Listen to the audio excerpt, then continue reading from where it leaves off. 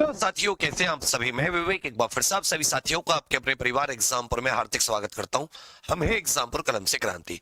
तो साथियों, UP home guard की जो नई भर्ती आ रही है, जिसके फॉर्म 1 दिसंबर से पहले शुरू हो जाएंगे, उसमें आपके लिए कुछ जीके के कम समय में कुछ स्पेशल टॉपिक, जैसे होमगार्ड के संबंध में, उसके इतिहास के बारे में। तो आप सभी लोग पेन कॉपी लेकर बैठिएगा, इसमें आपको बहुत फायदा मिलेगा।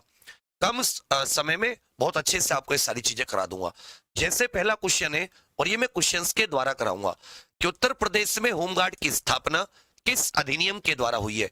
याद रखिएगा, उत्तर प्रदेश में जो होमगार्ड की स्थापना हुई है वो 6 दिसंबर 1962 को हुई है।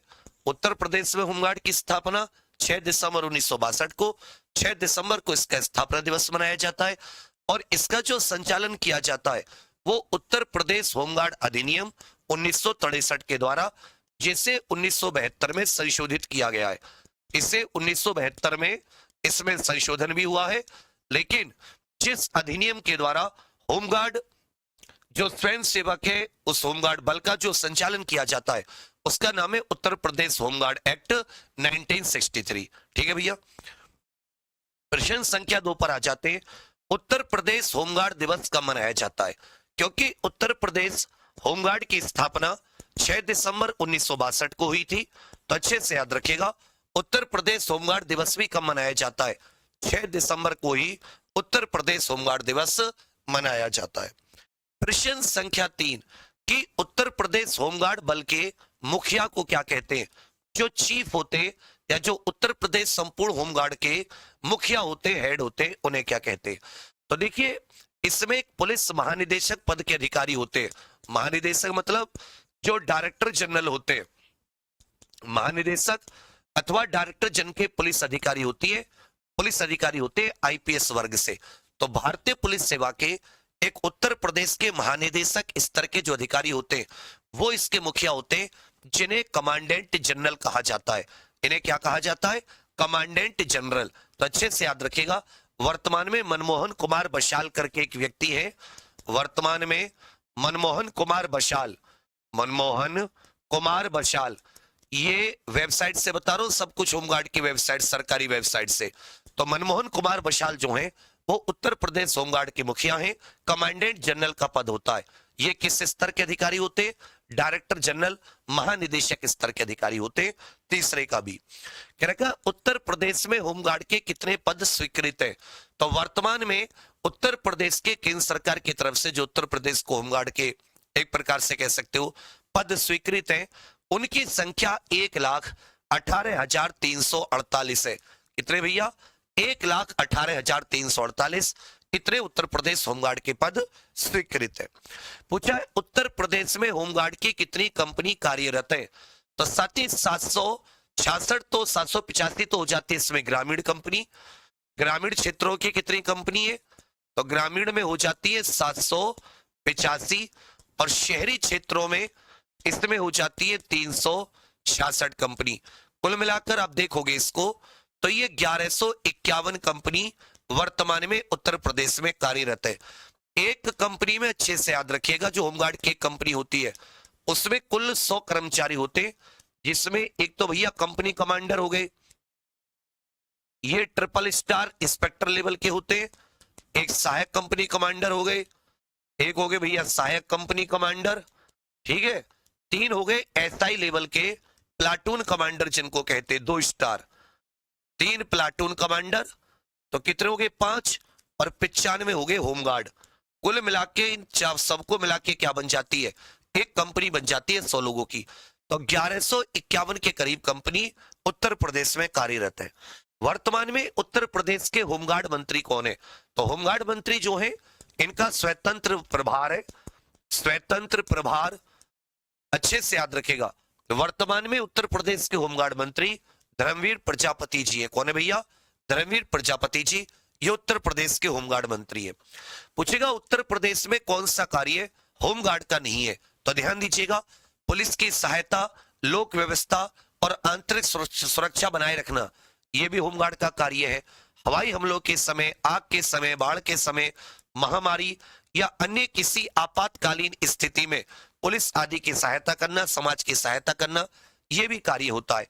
अत्यावश्यक सेवाओं का प्रबंधन, ये भी साथी होमगार्ड का कार्य है।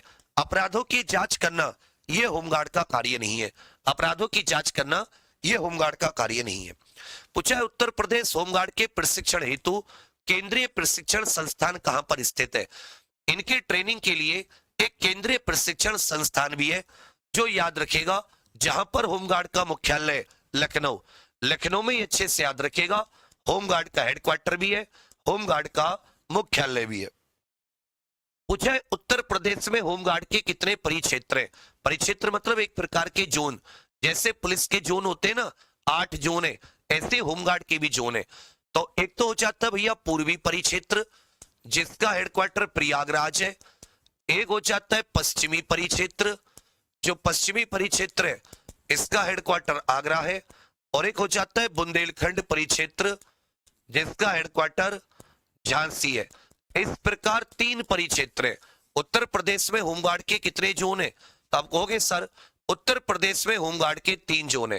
भाई उत्तर प्रदेश में होमगार्ड के कितने जोन है, तो आप कहोगे सर उत्तर प्रदेश में होमगार्ड के कितने जोन हो जाते हैं, 3 जोन हो जाते हैं। समझे, पूर्वी जोन प्रयागराज हेडक्वार्टर है, पश्चिमी आगरा और बुंदेलखंड झांसी। तो कितने जोन है, 3 जोन है। आगे पूछा है उत्तर प्रदेश होमगार्ड की एक कंपनी में कितने कर्मचारी होते हैं।